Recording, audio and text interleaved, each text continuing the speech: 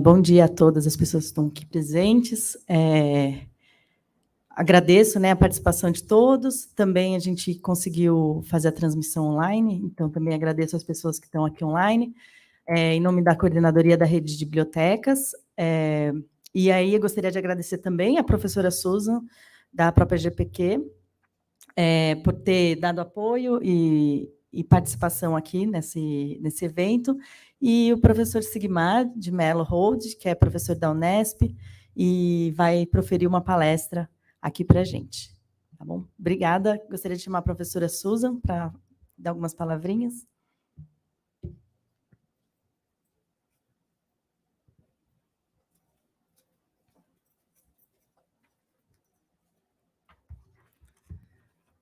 Bom dia. Obrigada, Cris, pela apresentação, pelo convite. Venho aqui dar as boas-vindas ao professor Sigmar de Mello Hold, em nome da própria GPQ, em nome da Unifesp. O professor Sigmar é titular pela Faculdade de Odontologia de São José dos Campos da Unesp, é ex-presidente da região latino-americana da International Association for Dental Research e da Sociedade Brasileira de Pesquisa Odontológica. É presidente da Associação Brasileira de Editores Científicos, ABEC, Brasil. Foi editor científico da Brazilian Oral Research e é editor da área da Clinics. Professor Sigmar, é uma honra tê-lo aqui hoje conosco, apresentando esse brilhante painel de extrema relevância para o momento atual, acerca do papel, acerca da ciência aberta e acesso aberto. Bem-vindo à nossa casa. Novamente, afirmo que é uma honra termos a oportunidade de tê-lo aqui hoje, e contando com a sua presença e compartilhamento de toda a sua experiência e todo o conteúdo. Muito obrigada. Sinta-se em casa.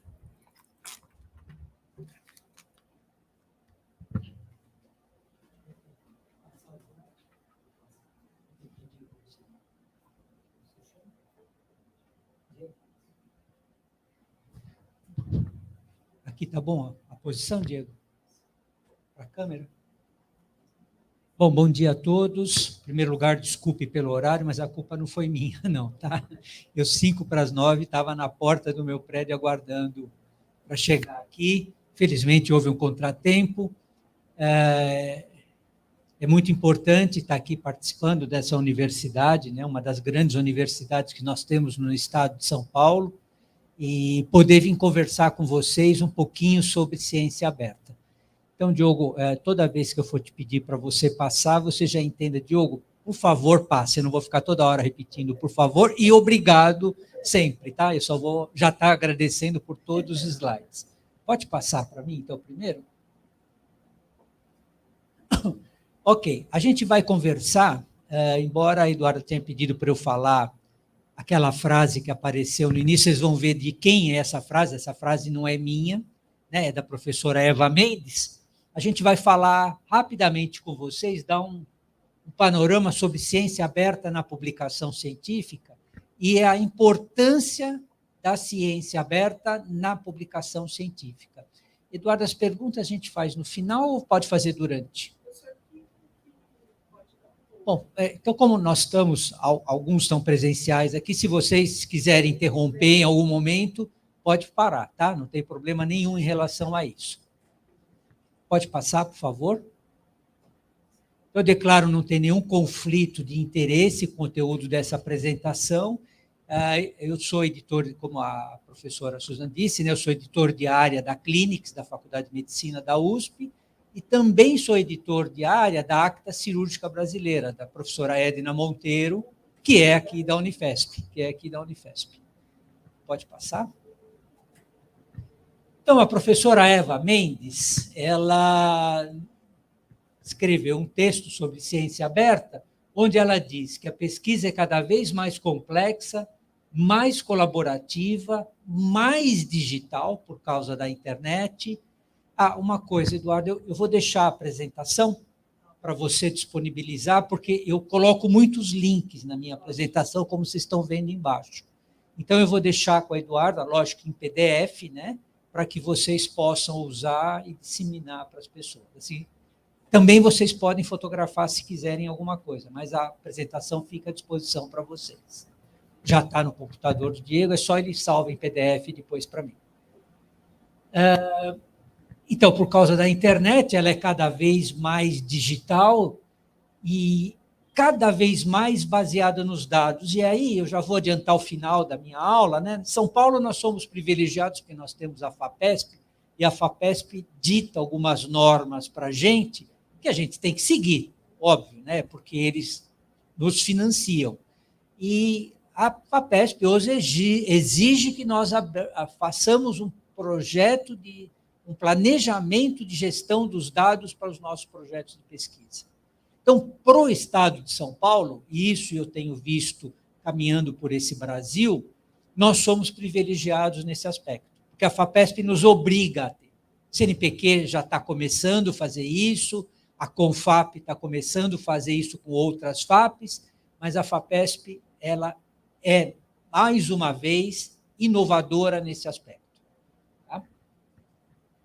Pode passar. E aí a Eva Mendes fala aquilo que é o título que a Eduarda colocou da aula, né?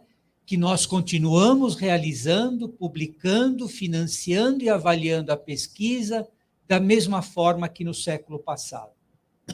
Então, eu vou contar para vocês que eu tive uma reunião na Controladoria Geral da União, há 15 dias atrás, vocês já vão ver por quê, eu vou explicar por quê, mas tinha um professor renomadíssimo brasileiro, que falou assim, que ciência aberta não era pesquisa.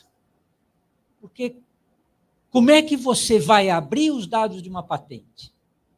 Eu disse para ele, levantei a mão e falei, professor, espera um pouquinho, acho que o senhor não compreendeu o que é ciência aberta. A ciência aberta não é abrir os dados da pesquisa de uma patente, de uma informação sensível, como informação pessoal, né, de um paciente, mas é dizer onde está depositado, com embargo ou não, e como pode ser acessado. Eu falei, imagine se o senhor morre e o senhor não diz onde estão os dados da sua pesquisa. O que acontece com essa pesquisa?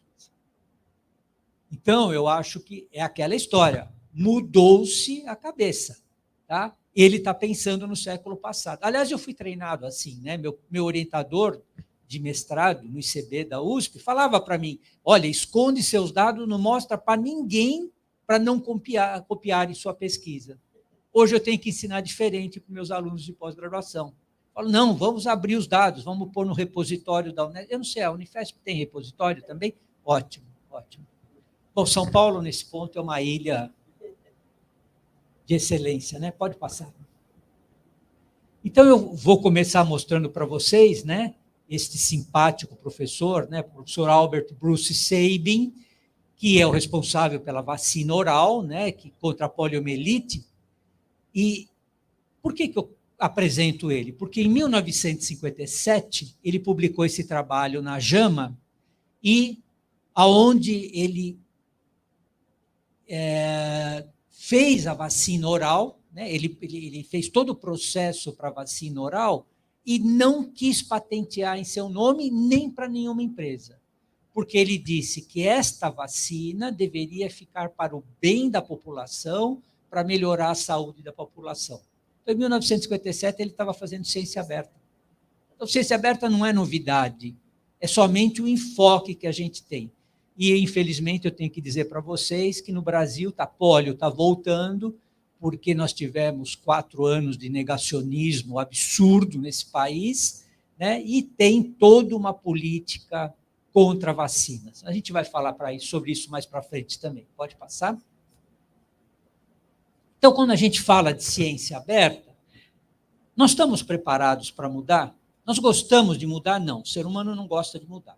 Começamos por aí, nós somos territorialistas, a gente faz uma brincadeira, né? Se a gente tivesse um intervalo e voltasse, nós íamos ver que todos íamos sentar no mesmo lugar, porque a gente é territorialista também.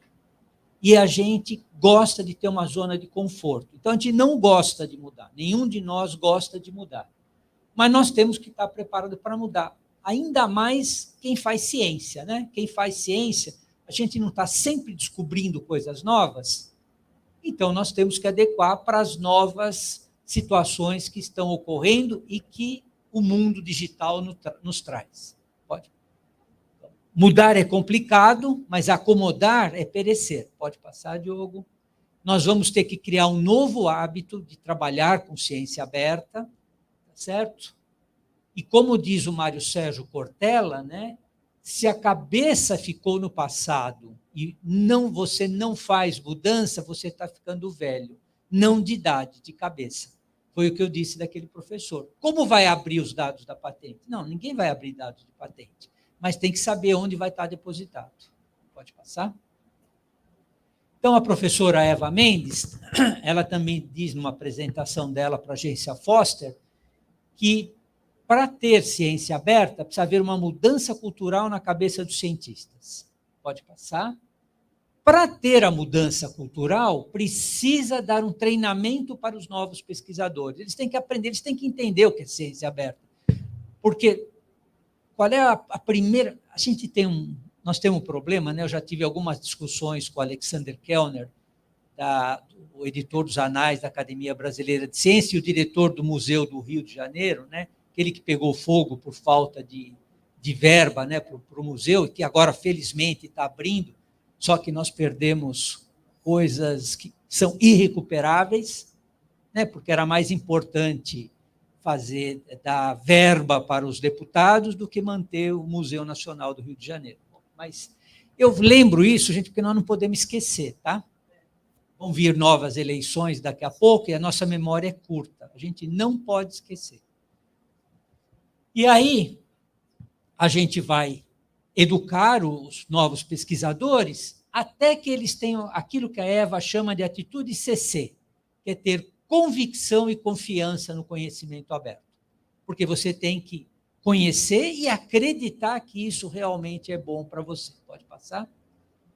E é óbvio que isso precisa de um alinhamento estratégico com políticas internas de instituições e governamental. E aí eu tenho uma excelente notícia para vocês dessa reunião da CGI. O Ministério de Ciência e Tecnologia nos autorizou, novo ministro, né, que não está no espaço, não viu que a Terra não é plana, né, que ela é redonda. Esse novo ministro que está aí, essa nova ministra, né, ela vai fazer uma política de governo de ciência aberta. Então, vai ser uma política de governo. Eu vou falar um pouquinho mais para frente como é que nós estamos trabalhando nisso, mas isso vai virar uma política de governo, felizmente, até que, enfim, atender o anseio da população. Pode passar? Então, a ciência aberta ela é naturalmente inerente ao processo da pesquisa, porque nós estamos sempre buscando informações e temos que achar essas informações para poder fazer pesquisa e da divulgação. Tá? Porque não adianta eu fazer a pesquisa e deixar como literatura cinzenta. Eu tenho que divulgar. Sempre com transparência e ética, e a transparência e ética é a base da ciência aberta, para que ela tenha confiabilidade, o que fica muito evidente com a internet. Pode passar? Então, nós temos que entender a ciência aberta como uma atitude de mudança radical e responsável, tá? Por todos que fazem ciência aberta.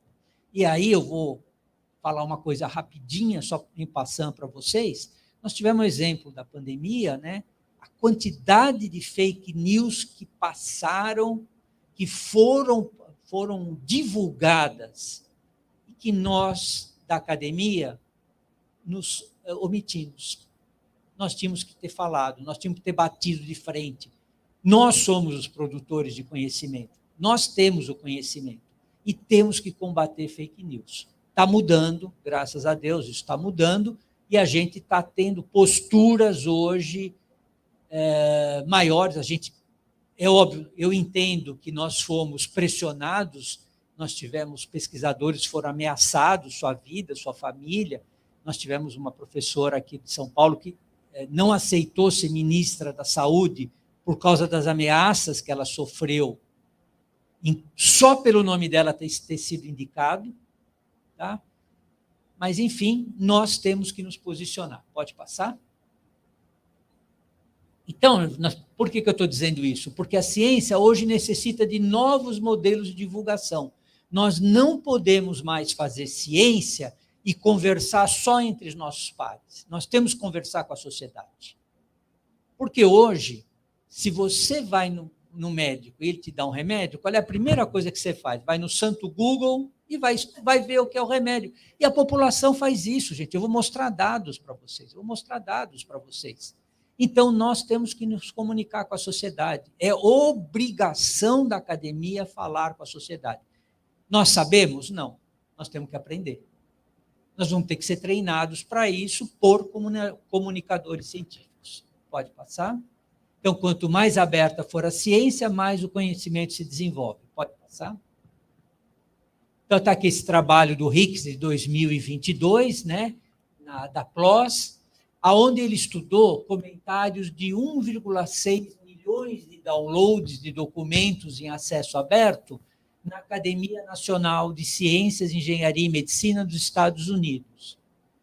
Ele viu que 48% tinha finalidade acadêmica, mas 52%, mais da metade, era a população adulta em busca de informação de alta qualidade. Então, isso é uma prova que a população vai buscar informação e vai buscar na Unifesp, na Unesp, na USP, na Unicamp, na FAPESP. Tá? Então, nós temos que estar preparados para responder e divulgar isso adequadamente. Pode passar? E aí tem uma coisa que eu vou só passar um slide rápido para vocês, que é a história do conflito de interesse, né? Onde algumas pessoas falam, bom, mas conflito de interesse é um problema? Não se ele for declarado. Pode passar mais um? Então, vocês estão vendo aqui um artigo que eu publiquei, né? Que está lá, ó, declaração de interesse. Os autores receberam suporte da Johnson & Johnson para escrever o artigo. Só para contextualizar para vocês. Saiu um artigo publicado na revista mais importante de epidemiologia do mundo, que enxaguatório com álcool dava câncer bucal. Aí, a comunidade odontológica ficou estarrecida, porque não existe comprovação científica disso. Qual foi o trabalho que esses epidemiologistas fizeram? Eles levantaram os prontuários de pacientes com câncer em vários hospitais do mundo, inclusive no Brasil, na Federal do Rio Grande do Sul, né? E aí eles olharam e viram que quem tinha câncer bucal tinha feito enxaguatório, tinha feito bochecho com Listerine. Naquela época, o Listerine era só com álcool. Só que tem o seguinte, não tinha nenhum dentista nesse trabalho, e aí o que aconteceu? O Listerine, gente, ele é protocolo hospitalar para fazer higienização de pacientes que estão internados no hospital. Por quê? Porque o Listerine da Johnson & Johnson ele é responsável por 70% do mercado mundial de enxaguatório. Então, praticamente no mundo inteiro, se recomenda, como higiene oral, que os pacientes façam enxaguatório com Listerine. E não tinha uma razão direta do álcool do Listerine com o câncer de boca, certo? Do uso do Listerine. Só que aí a Colgate pegou esse trabalho, como ela tinha um enxaguatório que não tinha álcool, fez o marketing em cima disso. A Johnson, o que fez, contratou grupos no mundo inteiro para estudar o assunto e fazer trabalhos, que foi o que aconteceu aqui. Foi feito um grupo brasileiro, teve um grupo latino-americano, teve grupos mundiais, e nós fizemos um levantamento da literatura do que tinha e mostramos que não havia evidência científica que o enxaguatório com álcool causava câncer bucal. Tá? Mas é que está, nós fomos pagos pela Johnson & Johnson para fazer esse trabalho. Então, quem leu sabe que a Johnson & Johnson fez o financiamento. Se ele vai achar, o leitor vai achar que isso pode ter um conflito de interesse ou não, não importa, está explícito. Está explícito. Pode passar? E olha aqui um outro conflito de interesse, né? As publicações sobre ciência aberta entre 2005 e 2021 no Dimensions. Quase 25, quase um quarto, 24%, foi publicadas em revistas com acesso fechado. Se eu estou falando de acesso aberto, tá? Estou divulgando acesso aberto, como é que eu vou publicar em revista de acesso fechado? Isso não é um conflito de interesse? É um conflito de interesse. Tudo bem, vocês podem alegar para mim assim, bom, mas eu tenho que disseminar nessas revistas, porque essas revistas são as de maior penetração na academia. Tá? Mas aí tem um problema. Você está falando de acesso aberto e está publicando em revistas de acesso fechado. Pode passar? Então, aqui eu só trouxe um flowchart sobre ciência aberta, que é da Foster, foi traduzido para o Brasil, né, pela agência GoFair, que, aliás, eu estimulo vocês a que entrem na GoFair Brasil para ver o que nós estamos fazendo de ciência aberta, né? A ABEC é signatária da GoFair, eu faço parte dessa agência GoFair também. E aí, tudo isso são o que é ciência aberta, que é muito mais do que acesso aberto, é muito mais do que abrir dados, é a reprodutibilidade da pesquisa, e é esse flowchart que está em português explica isso. Pode passar, Diego? E agora eu tenho trabalhado muito, porque a ciência aberta ela está diretamente relacionada com as ODS da ONU. Eu acabei de enviar um trabalho agora para os arquivos do Instituto Biológico, fazendo uma correlação sobre ciência aberta e as ODS, vendo em cada ODS como é que se enquadra a ciência aberta, né? E tem tudo a ver com as ODS, né? Não vai dar tempo da gente conversar isso, fica para uma outra vez que a Eduarda me trouxer aqui. Isso é marketing que eu estou fazendo, tá, Eduarda? Para voltar uma outra vez para conversar sobre isso. Pode passar? Então, como eu disse para vocês, nós não estamos tão longe, né, da ciência aberta. O governo brasileiro, a CGU, né, ela, desde 2011, nós somos signatários do governo aberto, da OGP, e o governo brasileiro faz planos que eram anuais, eu vou mostrar a pequena diferença que houve nesse de 15 dias atrás. Pode passar para mim? Então, a partir do 4º plano, eles começaram a envolver os periódicos científicos nessa história. Foi quando a ABEC começou a participar. Nós começamos a participar. Como é que nós podíamos abrir a divulgação dos dados para a ciência aberta? Em 2021, houve o 5º plano, onde o tema foi transparência em ciência, novos mecanismos de avaliação para o avanço da ciência aberta. Pode passar. Em 2022, nesse plano, né, teve um marco que a ABEC coordenou, está aqui os participantes, né, a ABEC, a CAPES, o IBICT e o Cielo. Nós fizemos uma proposta de qualificação das revistas científicas e critérios alternativos nas dimensões de ciência aberta para enriquecer a estratificação do Qualis, porque nós identificamos que o Qualis não valoriza a ciência aberta. Aliás, a CAPES não valorizava a ciência aberta também. Aí nós trabalhamos, fizemos um documento, está publicado na Wikipedia da ciência aberta, como sugestivo para a CAPES, né? No dia que nós encerramos o plano e fizemos a apresentação, uma professora responsável da CAPES, que não tinha participado de nenhuma reunião, os técnicos da CAPES estiveram presentes em todas as reuniões, né?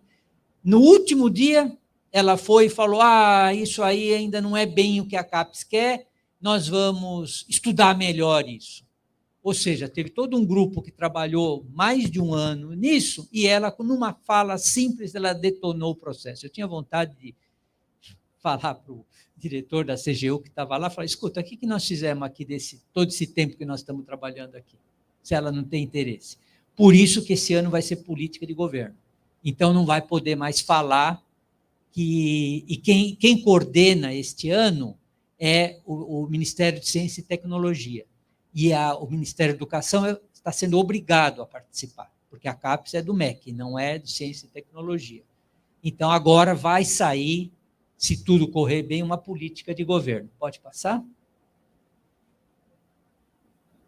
Esses dados, né, que eu estou tendo, essas informações, se vocês quiserem, vocês podem conversar comigo ou via Eduarda, Cris, vai ter meu e-mail no final, que vocês podem me escrever, eu posso mandar essas informações para vocês, tá? Nós estamos falando de ciência aberta. Tudo que eu estou falando aqui está disponível para vocês. Então, a grande vantagem deste plano que nós estamos lançando agora é que ele vai ser de 2024 a 2027. Tá? Então, nós estamos agora muito entusiasmados, porque tem essa ideia de fazer uma política de governo, e o governo está aberto para isso, né? Tanto a ministra de Ciência e Tecnologia, como a presidente da CAPES, professora Mercedes, que é fantástica, tá? Uma professora, olha, tudo que nós sofremos em 4 anos, agora, nesse aspecto, não em todos, tá? Mas nesse aspecto de ciência e tecnologia e saúde, eu acho que a gente vai conseguir reverter. Pode passar? O grande problema da ciência aberta, pode passar mais um, é quem paga a conta, né? Porque a ciência aberta é cara. Porque, óbvio, se eu quero abrir as informações, isso tem um custo. E este custo tem que ser repassado. Então, por exemplo, eu estava nessa reunião e eu fiquei sabendo que a CAPES paga 500 milhões de reais para o portal Periódicos CAPES. Eu levantei a mão, falei assim, perfeito, eu acho que está ótimo. O portal Periódicos CAPES foi importantíssimo para a ciência brasileira, só que hoje tem uma coisinha chamada Sci-Hub. Não sei se vocês sabem. Você sabe quantos acessos o Brasil tem no Sci-Hub no ano passado? Teve no ano passado? 1.700.000, mais de 1.700.000. O Brasil é o terceiro país do mundo que mais acessa Sci-Hub. Para que portal Periódicos CAPES hoje? Será que esses 500 milhões não poderiam ser investidos em outra situação? Tá? Por que não pagar para as nossas publicações serem disponibilizadas em acesso aberto? São os acordos transformativos que a CAPES está fazendo, né? Mas que nós temos que repensar. É óbvio, não estou tirando mérito. O portal Periódicos foi fantástico. Tanto que eu expliquei para o pessoal da CAPES, né? Eu falei, olha, veja bem, quando eu chego para um aluno meu, não sei se vocês têm esse problema, e falo, vai buscar informação, determinado artigo. Entra lá no portal Periódico e fala, professor, eu vou no Sci-Hub. Mas por que você vai no Sci-Hub? Porque se eu vou no portal periódico da CAPES, cada publisher tem uma maneira de acessar os artigos daquele publisher. Você tem que fazer cadastro, você tem que nem sempre libera, é difícil, demora. Sci-Hub, 3, 4 toquinhos, você tem a informação de uma maneira muito rápida e sem problema. Então, sabe, o mundo está mudando, a gente tem que se adequar a isso. Pode passar? Então, eu quero trazer esse texto, né, que foi publicado em 2021 no jornal Folha de São Paulo, do professor Olavo Amaral, da Federal do Rio de Janeiro, mas que ele ainda é um problema. Apesar dele já ter 2 anos, né, de publicação, mais de 2 anos, ele ainda é um problema recorrente, né? Ele começa dizendo que quando começaram a sair as revistas online, a Forbes, está ali o site da Forbes, para quem quiser a matéria, disse que a Elsevier, que é o maior publisher do mundo, seria a primeira vítima da internet. Pode passar? O que aconteceu? A Elsevier se adaptou. Movimento híbrido. Você quer publicar em acesso aberto? Paga para mim. Ou você paga para publicar, ou o outro paga para ler. Nós vamos já falar sobre isso. Em 2021, o lucro da Elsevier foi mais de 2,6 bilhões de libras. Ou seja, ela se adaptou para o sistema online de publicação. Nós nos adaptamos? Não, nós continuamos pagando para eles, né? A gente pagava para ler. A gente é uma ótima mão de obra para os publishers. A gente produz a matéria, A gente paga para publicar e depois nós pagamos para ler. A mesma matéria que nós mandamos, nós pagamos para ler, para divulgar os nossos artigos. Você quer mão de obra melhor? Ah, e ainda tem mais. Fazemos a revisão dos artigos de graça. Fazemos a avaliação dos artigos de graça para eles. Ainda nós damos a validade do texto sem cobrar nada. Eu acabei de vir de uma reunião da Elsevier, 3 semanas atrás, em Miami, e eu era o único não americano presente. Aliás, desculpa, tinha americanos, indianos e eu. Né? E eu falei isso para eles. Eu falei, olha, gente, está na hora de vocês começarem a recompensar os avaliadores, os revisores por pares. Sabe? Olha o trabalho que a gente valida tudo que vocês fazem. Vocês não dão um mínimo reconhecimento para a gente. Não dão um mínimo reconhecimento. Pode passar. E dar reconhecimento é não dar descontinho quando você vai publicar um artigo, não. Tem que...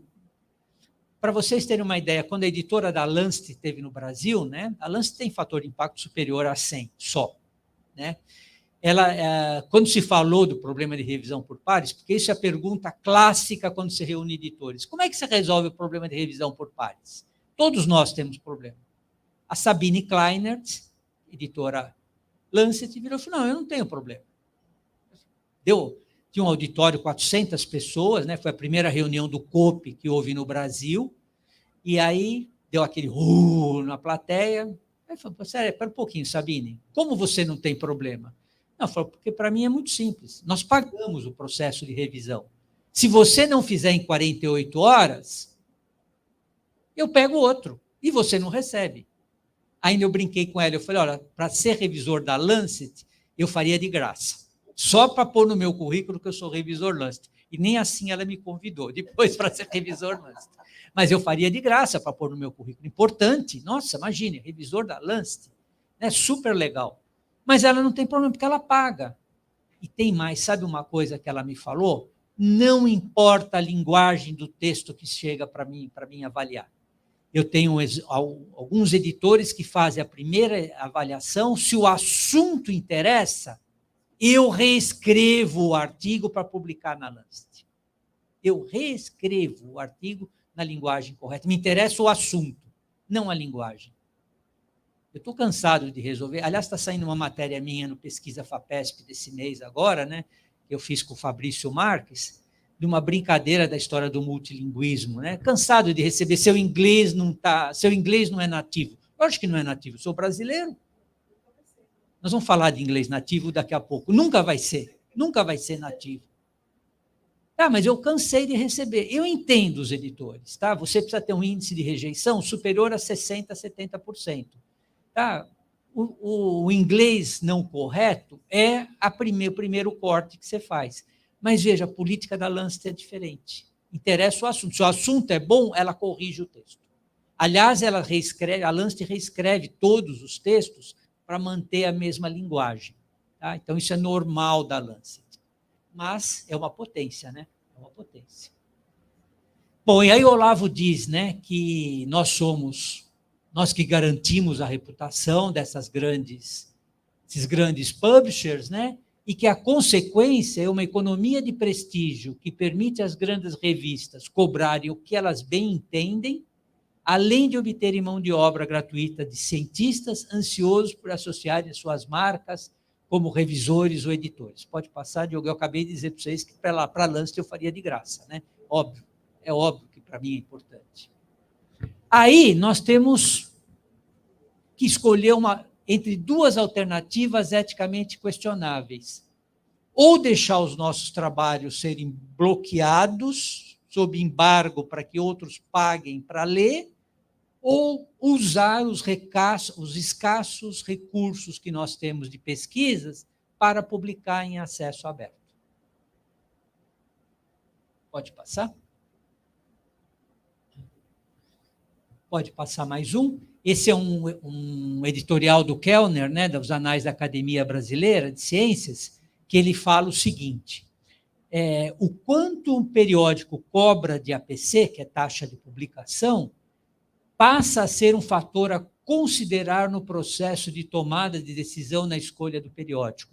Eu estou cansado de fazer isso com meus alunos de pós. Professor, está aqui, nós escolhemos essa revista para mandar para o professor Pel. $4.000, $5.000 para publicar.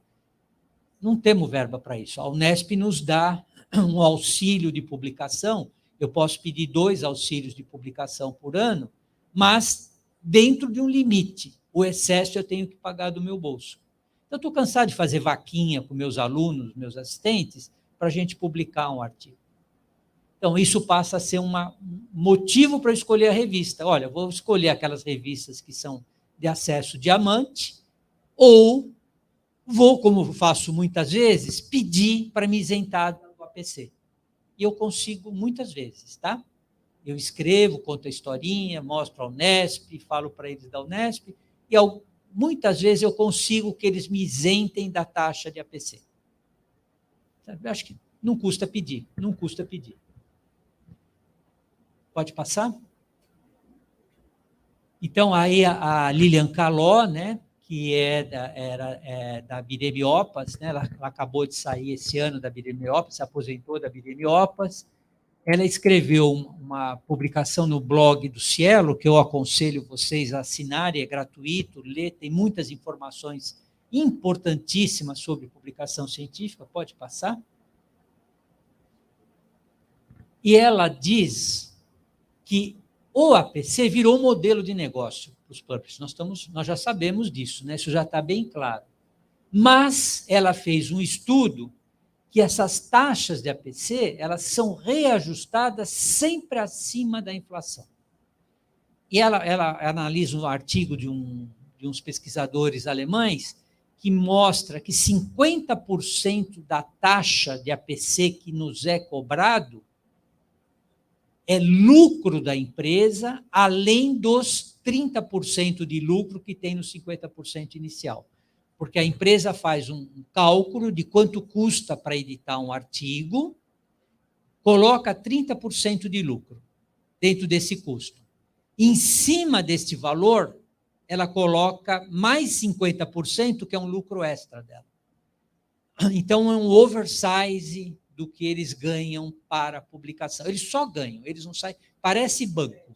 Eles não perdem nunca. Não perdem nunca. Pode passar? E aí, né, o Spina, que publicou agora em 2022, pode passar. Quem se beneficia da APC, né? E aí eles inventaram, os publishers inventaram o recurso híbrido, né? Tá bom, vocês estão reclamando que tem que ser acesso aberto. Nós vamos fazer ciência aberta, nós estamos fazendo. Então, vamos fazer o híbrido. Você quer publicar em acesso aberto, você paga. Está aberto para a população, você paga. E aí vocês vão ver que nós vamos sofrer concorrência do governo Biden, eu já vou mostrar para vocês, que deu um tiro na nossa cabeça. Pode passar? E aí, olha, muito interessante essa matéria publicada esse ano, né, em julho desse ano, na PLOS Biology, que fala do custo de ser não nativo em inglês em ciências. Eu mostrei esse texto lá no encontro da Elsevier, né, eu comentei com o pessoal da Elsevier que estava lá. Esse artigo é esse aqui deve ser leitura obrigatória, tá? Eu estou dando para os meus alunos de pós como leitura obrigatória. Por quê? Porque olha o que ele mostra. 50% em participação em conferências, né? 50% dos nós nativos decide não fazer uma apresentação oral pela intimidação de falar em inglês. 30% dos não nativos decide não participar de uma conferência se ela é em inglês. Ou porque não entende, ou porque fica com vergonha de usar o foninho. Para apresentar um artigo, nós precisamos de 94% mais tempo para preparar e para treinar aquilo que nós vamos apresentar. Eu fui falar na Elsevier, você acha que eu não peguei minha professora de inglês e não dei a aula para ela 2, 3 vezes antes de ir? Lógico que eu fiz. Sou louco? Vou falar com os caras em inglês na terra deles. Eu fiz a minha aula com a minha professora de inglês, fiz um texto, nós vimos, discutimos. Mesmo assim, saíram algumas coisas, um problema na comunicação. Tá? Revisão de papéis, de artigos, né? Nós precisamos de 12,5 mais tempo para fazer uma revisão de um artigo científico. Nós precisamos compreender o texto, a gente vai ter que buscar as informações, vamos ter que reler mais de uma vez. Para ler um artigo, nós precisamos de 91% mais tempo do que daqueles que são nativos. Porque nós temos que entender o texto na sua essência, nós temos que entender as entrelinhas, né? Para escrever, nós precisamos de 51 mais tempo. E hoje, felizmente, nós temos inteligência artificial que nos ajuda, né? Não estou falando do ChatGPT, não, tá? Estou falando do Grammarly, do Trinca, que são programas gratuitos que fazem uma primeira revisão do texto, nos dão uma correção, nos ajudam a fazer uma correção do texto, né? E o mais triste, os nossos trabalhos são 2,6 mais rejeitados do que daqueles que são de língua nativa. Texto da revista Pesquisa FAPESP, né? Eu fiquei cansado de receber seu inglês não é nativo. Aí eu peguei, fiz um texto, mandei, não fui ético, tá? Vamos deixar claro. Mandei para uma revisora americana para corrigir meu inglês. Mandei para a revista. Não falei para eles, meu ponto ético foi esse, eu não falei que tinha mandado para essa revisão. Chegou, bateu no editor, 24 horas veio a resposta, seu inglês não é nativo, precisa aprimorar o inglês. Aí eu fiz a sacanagem. Aí falei, muito obrigado pela sua informação, e aí eu mandei a revisão. Eu gostei muito que você mandou essa informação, porque eu paguei aqui $200 para fazer a revisão de texto numa empresa que sua revista indicou, eu vou pedir meu dinheiro de volta e vou dizer que vocês não aceitam o inglês dele. 24 horas veio uma desculpa. Opa, desculpa, nós não atentamos bem para isso, realmente o problema não foi o inglês, nós vamos avaliar seu artigo. Ora, foi exatamente, foram 24 para recusar, 24 para... Não publicou o artigo do mesmo jeito, tá? Mas pelo menos não veio falar que meu inglês não é nativo. Pode passar? Isso, é o direito, pelo menos ele lê, pelo menos alguém vê se tem algum fundamento aquilo que eu estou escrevendo. Aí recusa por isso, mas não por causa do meu inglês. Então, aí, para falar de pré-prints, só para não entrar em muitos detalhes para vocês, eu estou trazendo aqui um pré-print que eu publiquei no Cielo Pré-Prints, né? Sobre o Covid-19, foi publicado ali na data, olha, dia 22 de setembro de 2020. Eu trabalho com articulação temporomandibular, dor orofacial, e nós quisemos saber o que estava acontecendo com os nossos pacientes que, de repente, pararam de ir para a nossa clínica, como que eles estavam, né? Como eles estavam passando. Pode passar? E aí eu recebi do ResearchGate esta informação, de outubro de 21. Great work, Sigmar. Seu trabalho atingiu 100 leituras. É pouco, mas é só para vocês entenderem a consequência da coisa. Teve, em outubro, um ano depois, teve 100 leituras no meu artigo no ResearchGate. Pode passar? É óbvio que, nesse meio tempo, eu mandei o artigo para publicação, e ele foi publicado. Tá? Ele foi publicado. Pode passar o seguinte?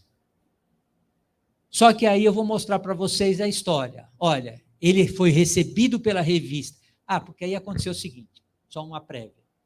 Nós estávamos no auge do pré-print, né? Aí eu mandei para a revista Cielo, porque eu publiquei no Cielo Pré-Print, de odontologia, que eu tinha publicado como pré-print e estava submetendo o artigo para publicação. 2 revistas de Odonto Cielo disseram que não publicavam pré-prints em 2020. A terceira aceitou meu pré-print. Hoje já não acontece isso, né? Hoje a grande maioria das revistas entenderam que elas têm que aceitar pré-prints. E as que não aceitam estão perdendo o bonde da história. Então, para vocês entenderem, olha, ele foi recebido em novembro de 2020, foi aceito em setembro de 2021, quase um ano depois, e foi publicado em 18 de julho de 2022. Covid tinha acabado, já tinha passado todo o processo. Quem mais queria ler algum artigo sobre Covid, o que estava acontecendo com os pacientes sobre Covid naquela época, né? Pode passar? Aí eu entrei no ResearchGate, há uns 6 meses atrás, mais ou menos, e aí eu fui ver a avaliação do artigo publicado, né? Está ali, ó, Research Interest Score 0,5, leitura 5. Pode passar? Mais um. Aí entrei novamente no pré-print. Research Interest Score 0,7, leituras 325. Então, vale a pena publicar pré-print? Vale. Sem dúvida que vale. Tá? A disseminação é rápida, 24, 48 horas. Está à disposição, as pessoas podem ver, têm acesso. Vale a pena publicar em pré-print. Tá? Eu dei um exemplo aqui meu, para não usar de mais nenhum outro, né? Que, só para vocês terem um trabalho que não era assim muito significativo, um trabalho simples, mas veja, entre o trabalho ser publicado 2 anos depois e o pré-print, pelo menos teve 325 pessoas que leram, e esse trabalho, o pré-print é citado, ele é bem citado, o artigo não tem nenhuma citação, nenhuma. Pode passar? Então, aí eu publiquei um artigo para a FAPEMIG, né, numa entrevista que eu fiz para a FAPEMIG, dizendo que sobreviver à avaliação por pares, que este é o grande problema que se coloca do pré-prints, ele não tem avaliação por pares, né? Que isso, se você tem o processo de avaliação por pares, não garante que a pesquisa seja de alta qualidade. Então, tanto os artigos científicos como os pré-prints, eles têm que ser lidos criticamente para saber se eles devem ou não ser utilizados e devem ser validados. Pode passar? Então, trago um exemplo para vocês, né? 2 exemplos que eu vou trazer, aliás, 3 exemplos. Primeiro, esse é o mais clássico de todos, né? Porque a gente vai lembrar da vacina, vamos falar aqui. Não, isso. Esse artigo foi publicado em 1998.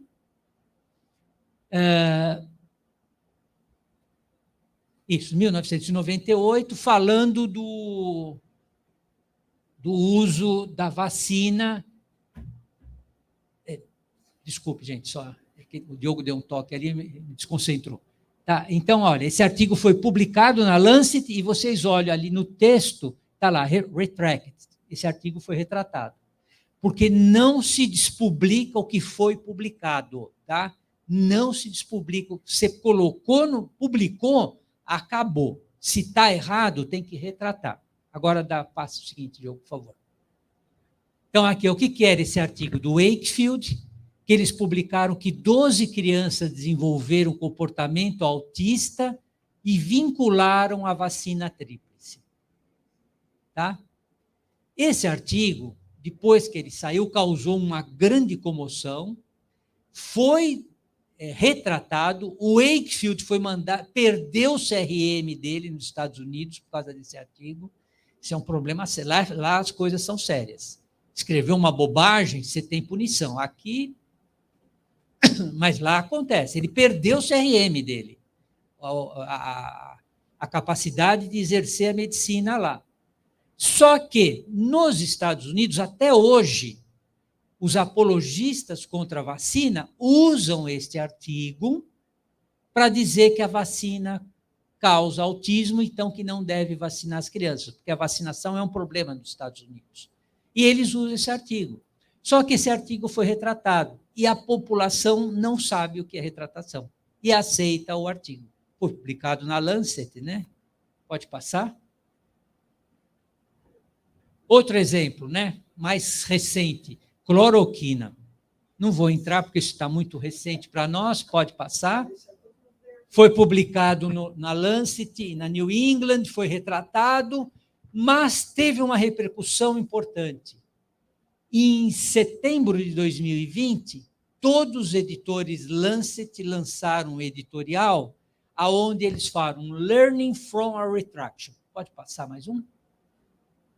E aí eles falam que por causa da publicação da sobre a cloroquina, que a cloroquina era efetiva para o tratamento da Covid, e aí quando esse trabalho foi contestado, que eles foram pedir os dados que foram utilizados na pesquisa de uma empresa suíça chamada Surgisphere, uma empresa suíça, não é uma empresa de sul global, é uma empresa do primeiro mundo, eles não abriram os dados para comprovar que o trabalho era feito, porque os dados estavam errados, óbvio, sem dúvida nenhuma.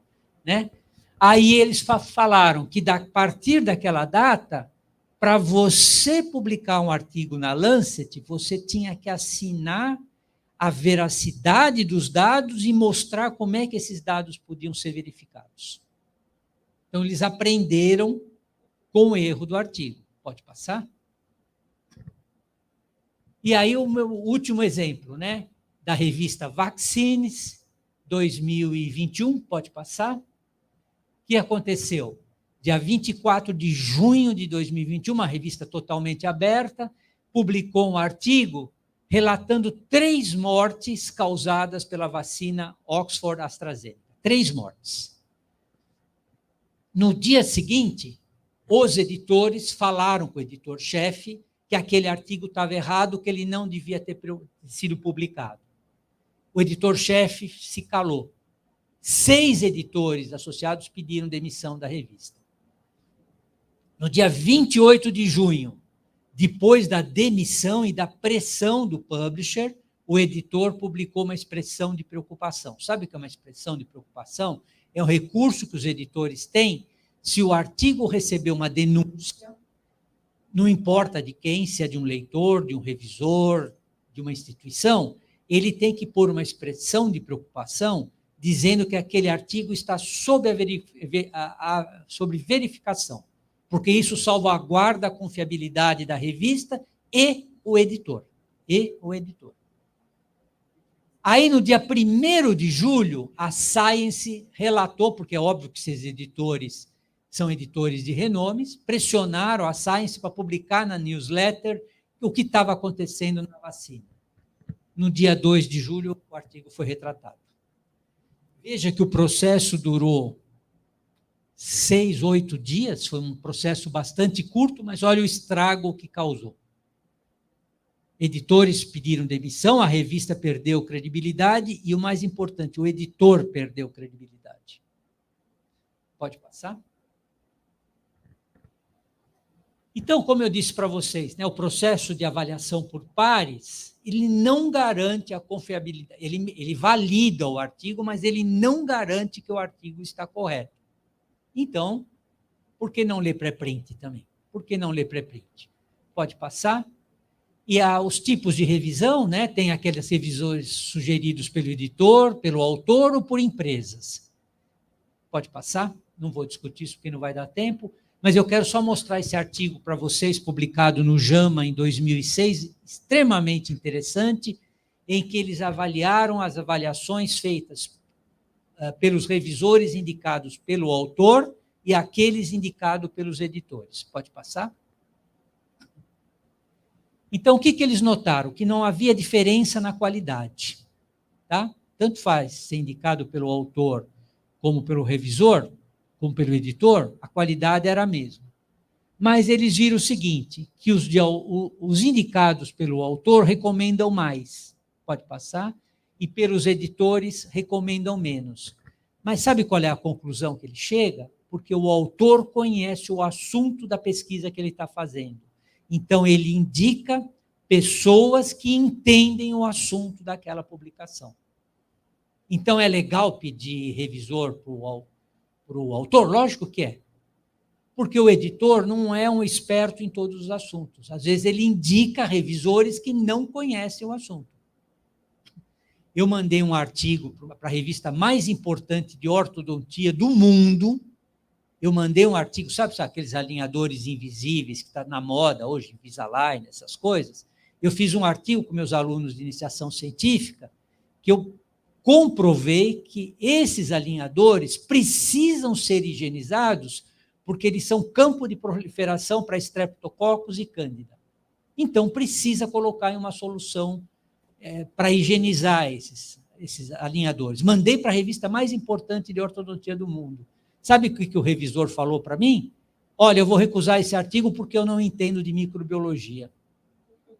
E o editor-chefe aceitou. Eu escrevi para ele, eu falei, como que o senhor aceita? Manda para outro. Retirei o artigo. Mandei para a segunda mais importante e está publicado.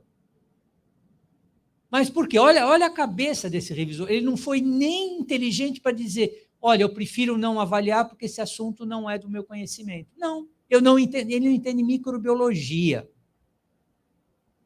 Tá? E aí ele falou que não entende, então ele recusou o artigo. Bom, vamos lá. Então, de acordo com o COPE, né, eu falei do COPE, espero que todos vocês saibam o que é o COPE, né, o Committee on Publication Ethics, diz que a revisão por pares deve ser transparente, atuar de forma ética e deve contribuir para o conhecimento. Quem sabe que contribui para o conhecimento? Nós que somos da academia, né? Pode passar? Agora, se eu faço revisão por pares aberta, quem está lendo sabe qual foi a contribuição do revisor. Então, eu estou trazendo para vocês 2 exemplos, uma da F1000, em que vocês leem aqui à direita, né? Aliás, no título já vem, né, que o trabalho foi aprovado, que um aprovou com reservas, e ali está o aprovado com reservas à direita, vocês conseguem ver por que ele foi aprovado com reservas. Então, quem está lendo sabe quais são as limitações desse artigo. Pode passar? E aqui uma outra revista, né, a Research Integrity and Peer Review, pode passar? Que está lá, olha, marquei em vermelhinho. Sigmar de Mello Rode fez uma revisão por pares aberta. Sabe o que é legal disso, gente? Esse artigo foi publicado, é um artigo da Sabine Kleinert, né, editora Lancet, e a Lindsay Wagner, que são pessoas que falam muito sobre integridade em publicação, e eu fiz esse processo de avaliação. E até hoje eu recebo no meu e-mail conversas das pessoas que discutem a minha avaliação, que pedem mais informação, que acharam interessante minha avaliação, ou seja, eu estou fazendo um networking, porque a minha avaliação está aberta. Isso é muito importante. E sabe o que mais? A avaliação aberta, este cara da revista de ortodontia, da Engel Orthodontic, não ia escrever, eu não sei microbiologia, por isso vou recusar o artigo.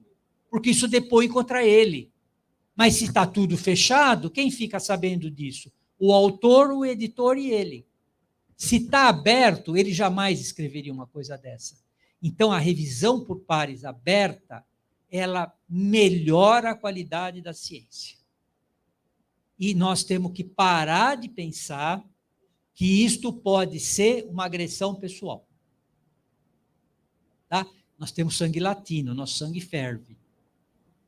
Se eu recebo uma crítica, a primeira coisa que eu falo é: ela não gosta de mim, por isso que ela escreveu isso. Eu peno com meus alunos de fazer esse treinamento com eles. Quando o artigo vem recusado, olha que porcaria, olha o que o revisor falou. Não, espera um pouquinho, vamos ler o que ele escreveu e vamos ver se ele tem razão. 90% das vezes eles têm razão. E o que não tem, a gente educadamente escreve, olha, o revisor não levou em consideração esse ponto, estou mandando mais essas informações para dar subsídio para o que eu escrevo. Aí a gente responde, sempre educadamente, nunca agressivamente. Nunca agressivamente. Pode passar? E aqui, olha, essa revista da BMC, né, a Research Involvement and Engagement, ela manda avaliação por pares para pacientes. Então, se qualquer um de nós está fazendo um tratamento médico com determinado medicamento, vocês podem ser instados a avaliar o artigo que vai ser publicado sobre aquele tratamento, sobre aquele remédio. Ah, bom, mas e a qualidade? Bom, isso compete ao editor, que vai avaliar o que ele pode ou não utilizar. Mas veja que a sociedade está começando a participar. Uma revista importante da BMC, da Springer Nature, né, que os pacientes estão dando opinião sobre os tratamentos que estão sendo feitos. A sociedade está começando a participar. E por que não, né? O que a gente faz não é para a sociedade? Por que eles não podem opinar? Pode passar? E aí, segundo a Unesco, né, o grande desafio da ciência aberta é convencer as autoridades em todos os níveis sobre a relevância da ciência aberta e sobre a necessidade de financiar a ciência aberta. Pode passar? Então, aí eu vou mostrar 2 exemplos rápidos para vocês, do governo canadense e do governo americano, o que eles tiraram de aprendizado da pandemia. Isso são relatórios, né? E aqui do governo canadense, falando o que mudou em relação ao acesso aberto no governo no Canadá por causa da pandemia. Pode passar? Pode passar? Então, aí no relatório eles colocam a importância do acesso aberto para que a informação chegue rapidamente e de forma fácil para todo mundo. A importância da equidade, diversidade e inclusão, porque eles verificaram que é muito importante ter o Sul Global participando das informações. O Brasil teve um papel importantíssimo na confecção das vacinas. Nós tivemos exemplos muito grandes de cooperação entre o Sul e o Norte que resultaram nas vacinas de uma forma rápida. Então, precisa ter essa diversidade. Muito importante uma coprodução do conhecimento, pode passar. Pré-prints, porque a informação chega rapidamente à disposição, pode passar. Revisão por pares, né? Nós trabalhamos durante a pandemia com fast track para revisão por pares. As revisões eram feitas rápidas, em 1 mês, 15 dias, 2 meses. Por que parou? Voltou para o marasmo, que era antes de levar 1 ano para dar uma avaliação de um artigo? Por que nós não podemos continuar no mesmo ritmo? Pode passar? Mostrou a importância do financiamento de pesquisas e, o mais importante, ter infraestrutura e metadados. Metadados significa dados abertos para acesso, para conhecimento. Pode passar? Então, eles terminam esse relatório, né, dizendo que lições aprendidas com pandemias atual e passadas demonstram que a produção, financiamento e o acesso a pesquisas precisam continuar mesmo depois que o surto terminar. Porque outros surtos virão, né? Está aí, ó, o Covid está voltando, está aí. Então, eu tenho vários conhecidos que estão pegando o Covid e estão tendo problemas com o Covid, né? Pode passar? E aí, em agosto do ano passado, Biden deu um tiro na nossa cabeça. Ele fez esse memorando, que eu acho fantástico, mas que para nós do Sul Global é terrível. Pode passar? Olha o que ele publicou, esse memorando que ele mandou para as agências governamentais. Até dezembro de 2025, todas as publicações americanas têm que estar em acesso aberto. Todas, sem exceção. Deu um prazo, ó, 2025. A Europa fez isso e não conseguiu. Vamos ver se o Biden vai conseguir. Tá? Pode passar? Aí ele coloca, né, os aprendizados da Covid-19, pode passar. E ele coloca algumas frases que eu chamo a atenção, né, pela diferença de posicionamento e respeito com a sociedade, né? Os insights de novas pesquisas de ponta devem estar imediatamente disponíveis e não apenas em momentos de crise para o avanço da ciência. E esta frase, para mim, foi fantástica. Não deve haver atraso para que os contribuintes tenham acesso ao retorno dos seus investimentos em pesquisa, porque nós pagamos imposto, o governo usa esse dinheiro para investir em pesquisa. Nós temos que ter direito a saber como o nosso dinheiro foi usado e quais os resultados disso. Pode passar? Aí é que ele mata a gente, né? 6 meses depois, ele destinou 100 milhões de dólares anuais para abrir a pesquisa nos Estados Unidos. O que aconteceu com os publishers? Os olhos abriram. Governo americano, podemos comprar a PC à vontade, vai ter dinheiro para financiar a pesquisa. E nós, coitadinhos daqui do Sul Global, que já não tínhamos, vamos ter uma concorrência do governo americano que vai dar 100 milhões de dólares. Então, o que nós estamos trabalhando nesse sentido? Isso que a gente pede para que o nosso governo, isso tem que ser uma política, uma ação governamental, né? Para que exista uma diferença entre o que acontece com o Norte global e com o Sul global. Né? A gente não consegue isso nem no Qualis, a gente quer que exista uma diferenciação nas revistas brasileiras para valorizar mais as revistas brasileiras e o pessoal da casa não aceita. Mas a gente gostaria que houvesse. Alguns publishers já estão atentos para isso, tá? Então, eles já colocam lá, quando você vai publicar, se vocês estão nos incoming countries, a taxa de APC é diferenciada para aqueles países no norte, né? Até porque, quando você recebe grant de uma empresa como o NIH, por exemplo, você usa esse dinheiro como você quer. A FAPESP, o CNPq, infelizmente, nos engessam. Você só pode usar para aquilo. Se eu não quero comprar gaiola para rato, eu quero comprar gaiola para camundongo, eu tenho que pedir autorização para eles. Senão, na hora que eu vou fazer prestação de contas, eles glosam. Lá não. Lá eles te dão a verba, você faz o que você quiser com a verba.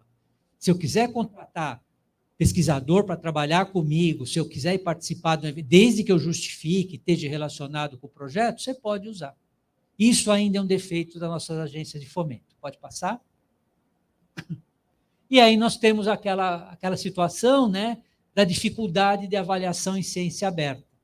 Então, no WCRI, né, que é o World Conference Research Integrity, que ocorre a cada 2 anos, eles fazem sugestões para melhorar a pesquisa. Né?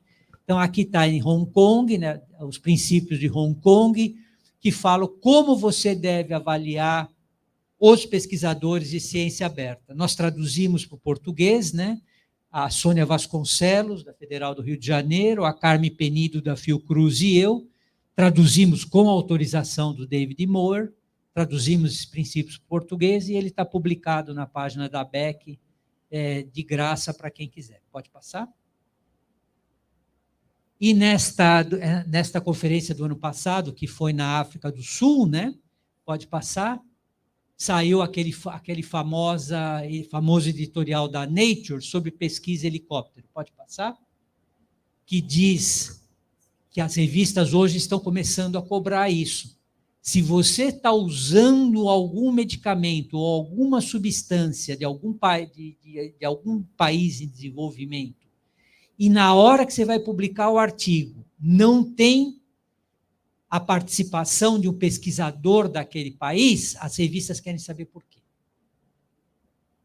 Tá? Porque é muito comum, nós estamos cansados de saber, está aí a história do açaí, que está patenteado para o Japão, 2003. O açaí é japonês, gente. Uma fruta típica do Brasil. Pegaram, levaram, patentearam e era japonês. Então, hoje não pode mais, por causa dessa pesquisa helicóptero, dessa publicação da Nature, e que as revistas estão atentas. Você está estudando o que acontece aqui em São Paulo, tem que ter um pesquisador de São Paulo participando. E se não tem, você tem que explicar por quê.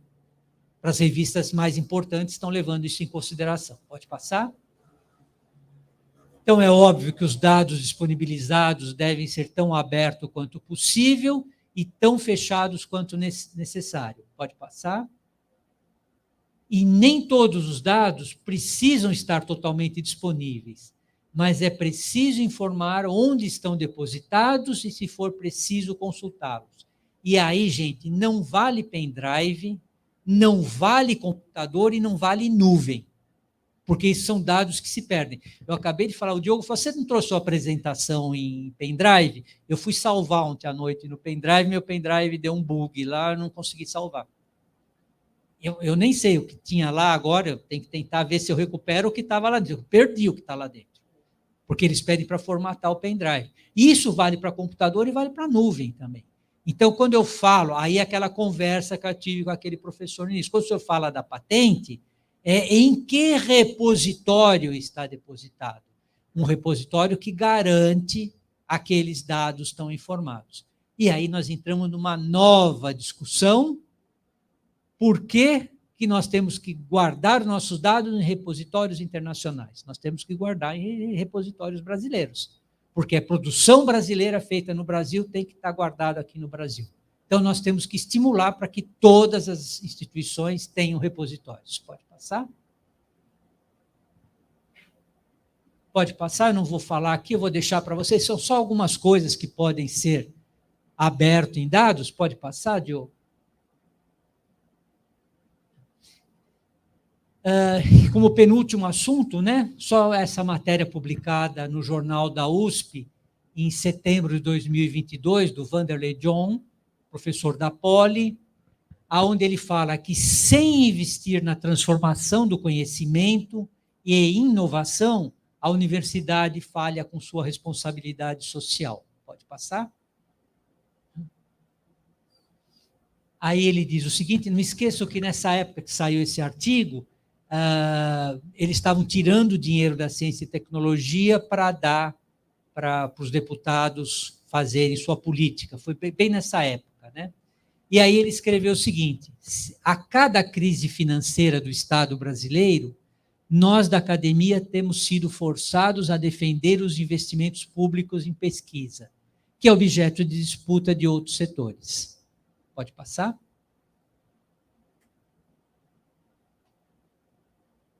Como mudar esse cenário? Pode passar? Simplesmente apontar o dedo para o governo e falar que vocês estão errados, não leva a nada, porque isso faz com que volte contra a gente. Eles falam, tá vendo? Os caras estão reclamando, tá, mas aí, qual é a solução? Pode passar?